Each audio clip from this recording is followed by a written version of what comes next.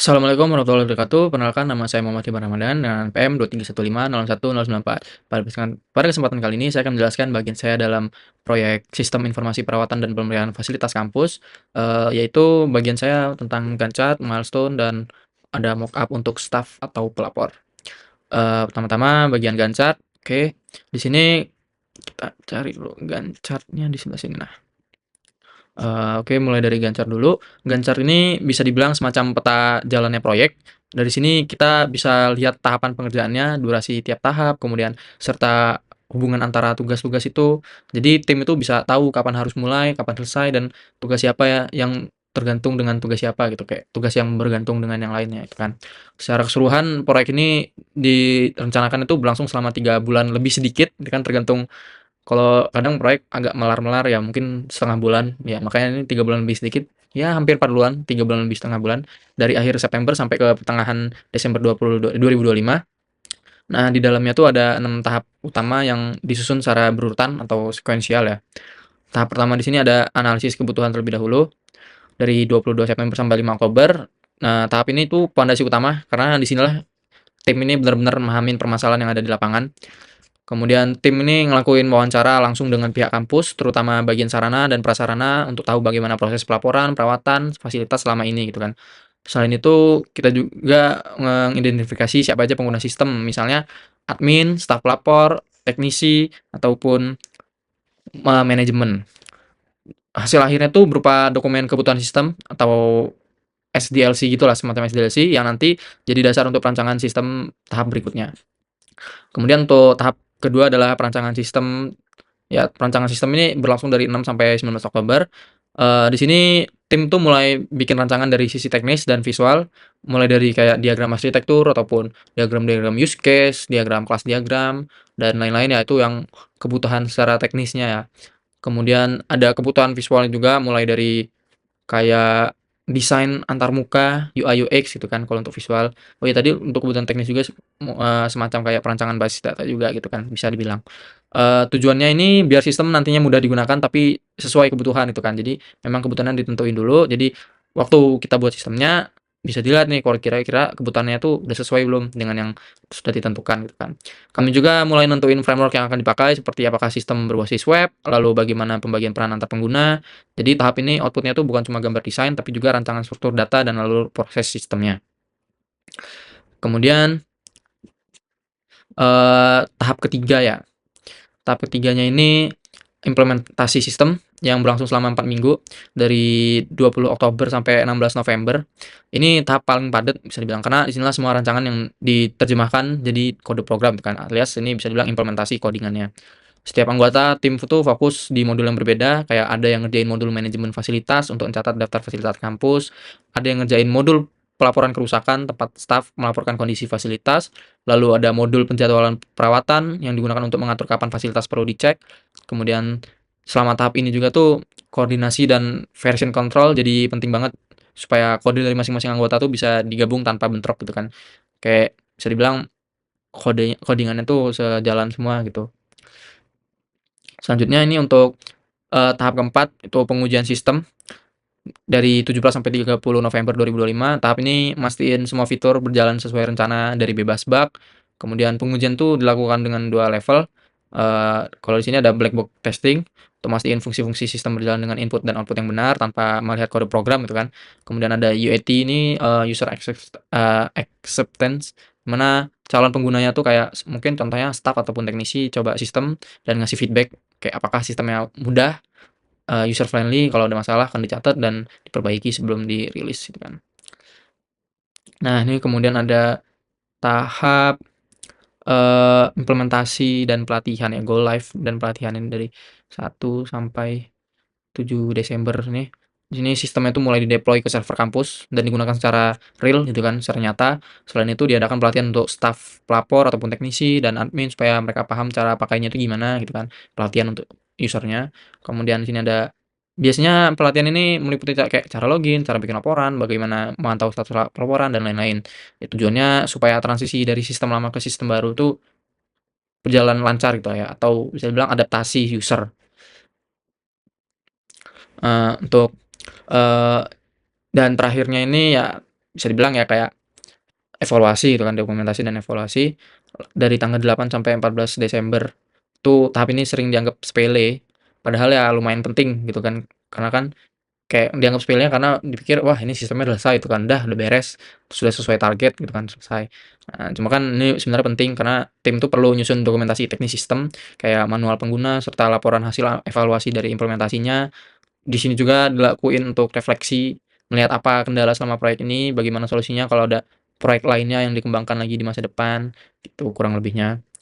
Jadi lewat Gantt chart ini kita bisa lihat kalau proyek ini disusun dengan alur yang rapi sama realistis lah ya, nggak terlalu cepet gitu kan, ya realistis dengan keadaan waktunya.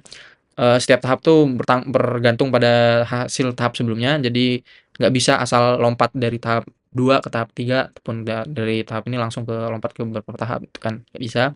Jadi hal ini juga membantu tim jaga disiplin waktu dan monitor proyek secara berkala. Untuk milestone-nya ini kayak bisa dibilang kan kalau Gantt chart tuh nunjukin hasil seluruh perjalanan proyek gitu kan. Nah, milestone ini seperti kayak titik penting atau titik keberhasilan yang nandain progres besar gitu dalam sistem ini. Kalau di sini saya sudah nentuin ada 6 milestone penting ya. Ada yang analisis kebutuhan selesai ini 5 Oktober ya, di sini semua kebutuhan sistem sudah dikumpulkan atau disetujui oleh eh, penanggung jawab ya atau stakeholder-nya. Artinya proyek punya arah yang jelas sudah gitu kan karena kebutuhan analisisnya sudah diselesaikan. Kemudian untuk perancangan perancangan sistem selesai itu 19 Oktober.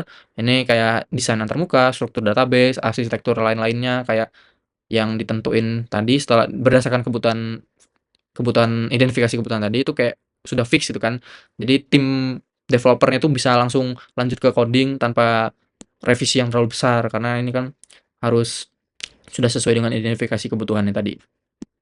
Kemudian ada implementasi sistem, ini tanggal 16 November ya, titik ini semua modul utama tuh harusnya sudah berfungsi gitu kan. Meski mungkin masih ada perlu sedikit perbaikan, perbaikan kecil gitu, tapi nggak masalah tapi untuk secara garis besarnya, secara keseluruhan sistemnya harus sudah sesuai kerjanya tuh. Kemudian ini ada yang selanjutnya ada milestone pengujian sistem selesai, ini 30 November. Sistem ini harus sudah dites secara menyeluruh, kayak bug-bug yang fatal tuh harus sudah diperbaiki, kemudian hasilnya juga harus memenuhi kebutuhan pengguna. Terus ini ada milestone selanjutnya ada pelatihan selesai dan go live ini ya. Ini nih maksudnya bisa dibilang milestone ini di saat ini sistem itu harus sudah aktif digunakan di lingkungan kampus gitu dan pengguna utama sudah dilatih, kayak sudah dilakuin pelatihan kepada user-nya. Terus yang terakhir ada proyek selesai, ini ya dokumentasi tadi ya kan, ya semua dokumentasi dan laporan sudah disusun itu kan di milestone ini, di 14 Desember lah ini targetnya. Proyek resmi dinyatakan selesai dan siap dievaluasi untuk versi berikutnya.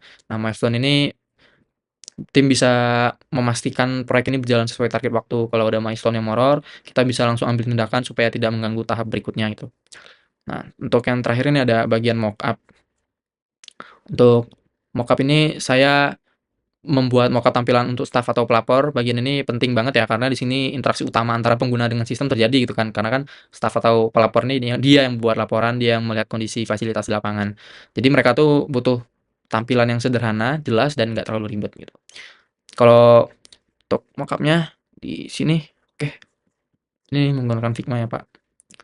Oke, untuk mockupnya kurang lebih ya ini untuk di beranda staf bisa langsung lihat daftar pelaporan terbaru gitu kan. Setiap laporan nampilin informasi singkat seperti nama fasilitas, lokasi, tanggal laporan, dan status terakhir. Ini memudahkan pengguna buat bantu tahu kondisi terkini tanpa harus buka satu-satu gitu. Kemudian ada form pelaporannya yang berfungsi untuk masukin data kerusakan baru gitu kan. Ini dia di formnya. Nah, ini form pelaporannya. Di sini kayak buat input kayak jenis fasilitas yang bermasalah itu apa, kursi, proyektor kayak AC ataupun yang lain-lain, lokasinya kayak di gedung apa, gedung H, kelas, ruang lab, kemudian deskripsi singkat tentang kerusakannya kayak, oh ini rusaknya di bagian ini atau gimana, ataupun secara tampilan luar AC-nya baik-baik aja tapi nggak dingin gitu atau gimana gitu kan, bisa dibilang. Dan ini ada untuk fungsi fitur upload upload foto, foto pendukung supaya laporan itu lebih jelas gitu kan, terdokumentasi.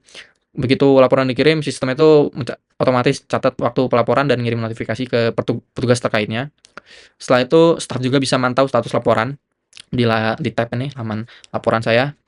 Kan ada mmm, list laporan yang telah dilakukan oleh staf gitu kan, contoh laporannya kayak AC, proyektor, keran air ini kan, terus di sini ada tingkatan juga ya, prioritasnya nih, kira-kira penting atau tidaknya. Kalau misalnya kayak AC nih high, ya karena kan dia untuk ruang kuliah gitu kan, kalau misalnya AC-nya tuh, rusak ataupun bagaimana itu bakal mengganggu perkuliahan gitu kan. Proyek proyek ini proyektor sampai urgent ya kan, karena emang proyektor penting banget tuh perkuliahan segala macam dan lain-lainnya. Dan terus juga ada status juga di sini kayak menunggu selesai ataupun ditugaskan, dikerjakan, kayak kalau misalnya ditugaskan tuh kan berarti si teknisinya sudah tahu gitu.